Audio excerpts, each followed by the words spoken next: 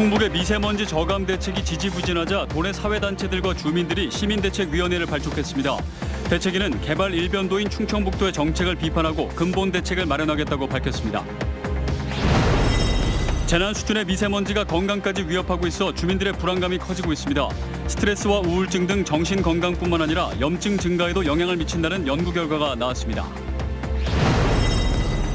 청주 가덕면에 유독성 화학 폐기물 재활용 업체 신설이 추진되고 있어 주민들이 반발하고 있습니다.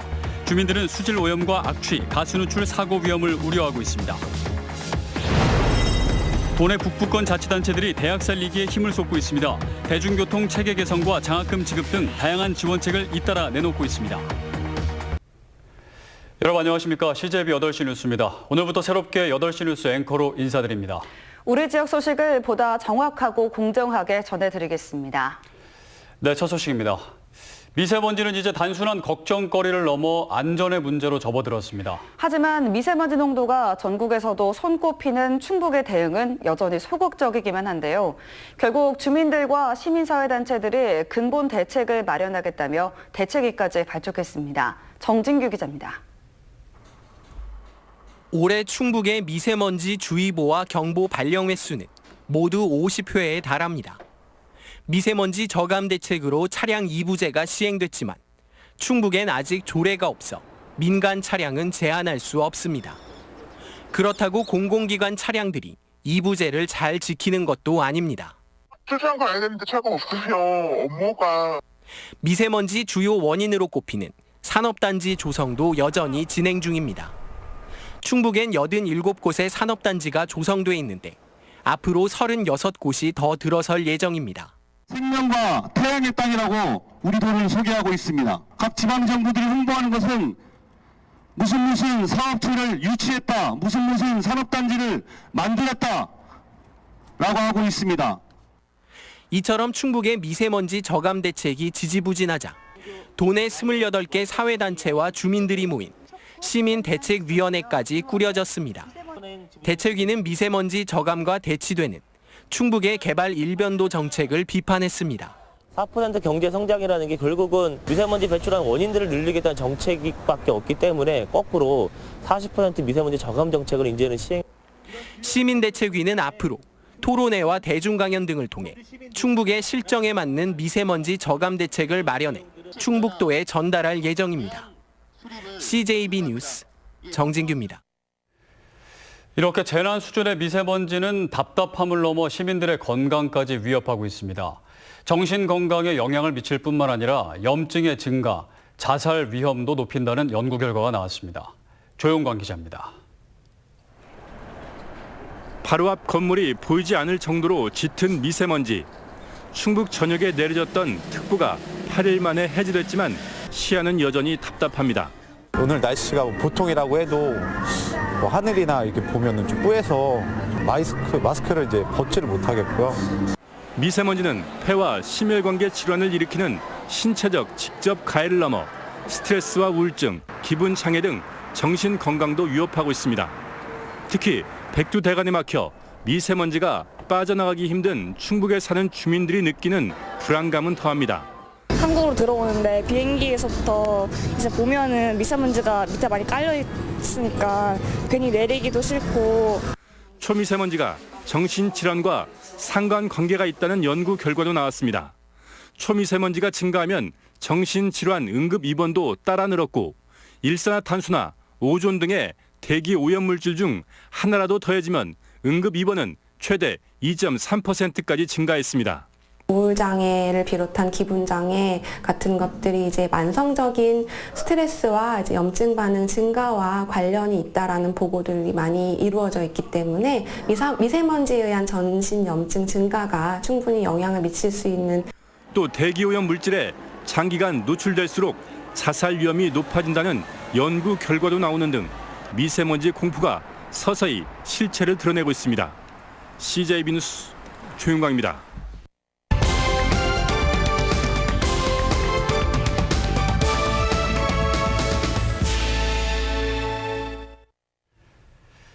최근 청주 오창읍의 대규모 소각장 건립이 추진되면서 강력한 반대 여론이 형성되고 있습니다. 이런 가운데 청주 가덕면에서 유독성 화학 폐기물 재활용 업체 신설이 추진되고 있어서 주민들이 반발하고 있습니다. 박원 기자가 보도합니다. 청주시 가덕면 주민들이 화학 폐기물 처리 공장을 추진하는 현장을 찾아 항의합니다. 최근 한 업체가 폐황산과 폐염산 등 하루 25톤의 유독성 폐기물 처리 사업 계획서를 금강유역환경청에 제출했기 때문입니다. 주민들은 화학 폐기물 처리 시설이 건립되면 수질 오염과 악취, 가스 누출 사고 위험에 노출된다며 목소리를 높입니다. 지금 이곳에 폐기물 처리장 그냥 보시라니까. 아니 그걸 하려고 지금 일단은 환경청에 요청을 한 거 아니에요. 실제로 지난해 8월 경북 칠곡의 폐황산 중화업체에서는 황산이 누출돼 인근 주민들이 대피하는 소동이 벌어졌습니다. 청주시는 황산 유출 대책이 미흡하다는 이유로 금강유역환경청에 이미 부적합 의견을 전달했습니다. 대기환경보전법이나 해수 관련된 법령에 대해서 보완 의견을 냈고요. 우리 가덕면같이 친환경 농업을 하는 곳은 좀 입지 자체가 부적합한 곳이다. 하지만 업체 측은 환경청의 인허가 여부를 지켜보겠다는 입장입니다. 보통 주민들은 그런 상태예요. 거기에 들어가지고 너가 사업하니까 안 된다. 이게 허가 나는지 안 나는지도 모르는 상태에서 그러니까 저희들도 이제 그런 부분에 대해서 이제 좀 많이 좀 힘든 거죠. 주민들은 폐기물 처리 업체 신설 반대 의견을 담은 탄원서를 금강유역환경청에 제출할 예정입니다. CJB 뉴스 박원입니다. 더불어민주당 변재일 의원이 청주에 집중된 소각장 문제를 해결하기 위한 폐기물 소각장 대책 3법 개정안을 대표 발의했습니다. 변 의원은 폐기물 처분 부담금의 지자체 교부 확대와 과징금 산정 기준 변경, 환경 영향평가 투명성 확보를 위한 법률 개정안을 발의했습니다. 현재 청주의 민간 폐기물 소각장 일일 처리량은 1,458톤으로 전국의 소각 용량의 18%에 달합니다. 지난해 CJB 천원의 힘 희망 캠페인을 통해 자폐 2급의 한국 최연소 장애인 국가대표 선수 박하은 양의 사연을 소개해드린 적이 있었죠.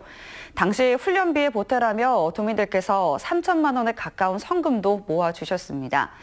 하은이가 지난주 아부다비에서 열린 스페셜 올림픽에서 이관왕을 차지했습니다. 이은영 기자의 보도입니다. 자신의 몸집보다 2배는 됨직한 외국 선수들과 나란히 출발선에 선 박하은 양. 스타트를 알리는 총소리와 함께 힘차게 치고 나갑니다. 단 한 번의 추월도 허용하지 않고 당당히 스페셜 올림픽 한국 첫 금메달의 주인공이 됐습니다. 롤러스케이팅 100m 금메달에 이어 300m에서는 남자 선수까지 제치고 1위를 차지하며 이관왕에 올랐습니다.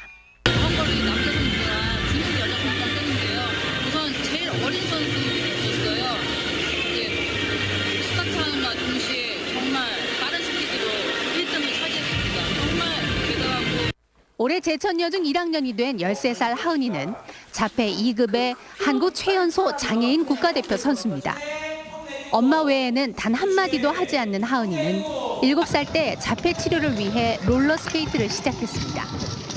9살부터는 스피드스케이트와 쇼트트랙, 육상까지 영역을 넓혀 국내외 경기를 휩쓸었고 특히 스피드스케이트는 비장애인 선수들과 경쟁해 소년부 충북 대표로 뽑혔습니다. 하지만 기초생활수급비로 엄마 혼자 희귀병을 앓고 있는 오빠까지 3남매를 키우다 보니 훈련비는 고사하고 제대로 된 스케이트 하나 마련하기도 버거웠습니다. 지난해 CJB 천원의 힘 희망 캠페인을 통해 하은이의 딱한 사연이 소개됐고 도민들의 사랑이 모아져 2,700만 원의 성금이 전달됐습니다. 도민 여러분께서 저희 하은이를 많이 응원해 주셔서요. 하은이가 훈련에만 전념할 수 있었고 이번에 큰 성과를 얻게 되었습니다. 항상 응원해 주셔서 정말 감사드립니다. 희망이란 이름으로 전달된 도민들의 성금이 체육 꿈나무 하은이에게 올림픽 이관왕이라는 결실로 피어났습니다. CJB 뉴스 이윤영입니다. 자유한국당을 제외한 여야 4당이 합의한 선거제 개편안이 그대로 확정될 경우 충북의 의석수도 줄어들게 되면서 각 정당마다 엇갈린 반응을 보이고 있습니다. 충북의 의석수를 양분하고 있는 민주당과 자유한국당은 원안대로 처리될 가능성이 높지 않을 것이라는 전망을 내놨고, 바른미래당과 정의당은 비례성 강화 측면에서 긍정적인 평가를 하고 있습니다. 인구 감소와 고령화를 겪는 도내 북부권 자치단체들이 대학 살리기에 안간힘을 쏟고 있습니다. 대중교통 체계를 개선하는 등 파격적인 지원책을 잇따라 내놓고 있습니다. 장원석 기자입니다. 충주시와 택시업계는 한국교통대를 왕래하는 택시 요금의 복합 할증료를 없애기로 합의했습니다. 대중교통이 부족해 택시를 이용한 학생들은 읍면지역 복합 할증료 60%를 추가로 부담하고 있기 때문입니다. 오는 23일부터 충주 터미널에서 교통대까지 2,000원가량의 택시 요금이 절감됩니다. 가까이에 있는 달천초까지만 해도 할증이 붙지 않은데 이제 몇 미터 차이 나지 않는 교통대까지는 할증이 붙어버리니까 충주를 더 사랑하고 또 즐거운 학창 시절이 되고 또 인재가 되어서 충주 발전에 기여해 줬으면 좋겠습니다. 예술의 전당을 축소해 캠퍼스를 유치한 제천시도 대학 살리기에 안간힘을 쏟고 있습니다. 대학 팀별 계획서를 받아 매년 300명씩 해외 연수를 지원하고 지역 대학에 입학한 관내 고교생들에게 100만 원의 장학금도 지급합니다. 올해도 지역 대학 인재 4명을 특별 채용했습니다. 아이들 좀 키워놓고 더 주변 여건, 가정 여건, 학경상 공부하지 못했던 사람들한테 지원해주는 방안도 적극적으로 고민할 필요가 있지 않느냐. 하지만 충청 지역 대학 졸업자의 지역 취업률은 전국 수준의 절반인 36%에 그치고 있어 떠나는 청년들을 위한 대학 살리기 근본 대책도 절실해졌습니다. CJB 뉴스 장원석입니다. 한범덕 청주시장이 도시공원으로 묶여있는 구룡과 매봉공원을 가능한 시의 예산으로 매입하겠다는 의견을 피력했습니다. 왜 유독 이곳만 시비를 들여 매입하느냐는 형평성 논란을 피하기 어렵게 됐습니다. 홍우표 기자가 취재했습니다. 한범덕 청주시장이 구룡과 매봉공원 매입비를 최대한 확보할 것을 주문했습니다. 실무부서와 공식적으로 조율되지 않은 일종의 폭탄 발언입니다. 이어 한 시장은 페이스북을 통해서도 비슷한 취지의 글을 올렸습니다. 특히 구룡공원은 예산이 허락하는 한 매입해서 우선 보존하는 게 바람직하다고 밝혔습니다. 당장 형평성 논란이 불가피해졌습니다. 청주시가 개발을 추진하고 있는 민간공원은 8곳, 매봉은 사업자가 있다는 점에서 사실상 유일하게 구룡공원만 시비 매입이 현실화될 가능성이 커진 것입니다. 그렇다면 전체 매입비 2천억 원 가운데 과연 얼마를 부담할 것인가도 논란입니다. 한 해 청주시의 순수 시비, 이른바 가용 예산은 2천억 원 규모, 구룡공원 매입에 예산을 쓴다는 것은 다른 분야 예산의 축소를 의미하는 것입니다. 보건성에서도 논의 사항이 최대한 녹지를 보존해야 된다는 그 얘기니까 인적으로 공모하면서 좀 줄이고 또 가용 예산이 있다고 하면 또 얼마가 정도 플러스 하면 그만큼 더 단 뭐 몇 프로라도 더 비공원시설을 줄일 수 있다. 청주시가 밝힌 구룡공원 개발 사업자 제한 공모 시한은 오는 6월. 개발 면적이 30%인 다른 민간공원과 달리 이곳은 개발 압력이 높아 20% 수준이면 사업자가 이익을 확보할 수 있습니다. 이 때문에 구룡공원 일부 매입을 위해 굳이 적지 않은 시비를 투입하는 것이 과연 적정한 것인가에 대한 논란은 수그러들지 않을 전망입니다. CJB 뉴스 홍우표입니다. 충북교육청의 사교육비 증가율이 전국 최고라는 통계와 관련해 김병호 교육감이 결과를 반박했습니다. 김 교육감은 SNS를 통해 통계청 발표는 해마다 다른 대상을 표집하는 복불복 통계라며 표집의 오류를 바로잡도록 통계청에 건의하고 교육청 차원의 사교육 대응 TF팀도 운영할 예정이라고 밝혔습니다. 앞서 통계청은 지난해 도내 학생 1명당 사교육비는 24만 4천 원으로 전국 평균 증가율 7%보다 4배 높은 28.4%가 증가했다고 발표했습니다. 오창 과학 미래 어린이집 개원식이 오늘 한범덕 청주시장 등 100여 명이 참석한 가운데 오차급 양청리에서 열렸습니다. 이 어린이집은 에코프로와 녹십자 등 오창과학산업단지 15개 입주기업이 비용을 댄 산업단지형 공동직장 어린이집으로 출퇴근 시간을 감안해 오전 7시 30분부터 저녁 7시 30분까지 운영됩니다.